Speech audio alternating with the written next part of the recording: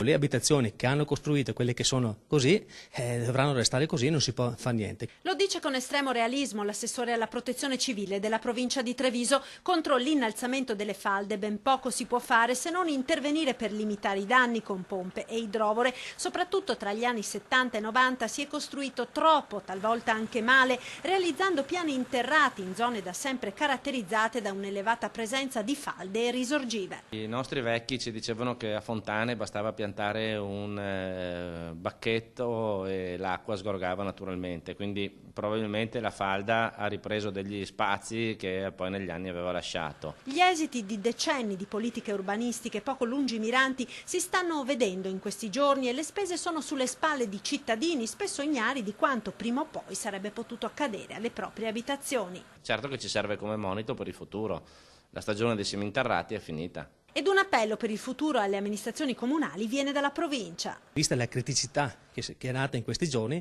deve far sì che anche sulle prossime concessioni edilizie le cose sono due: o non si lascia più costruire interrato, praticamente non si lascia più costruire in falda, oppure se si costruisce in falda si deve costruire con tutti i carismi giusti come Dio comanda, in modo che non succedano più queste cose.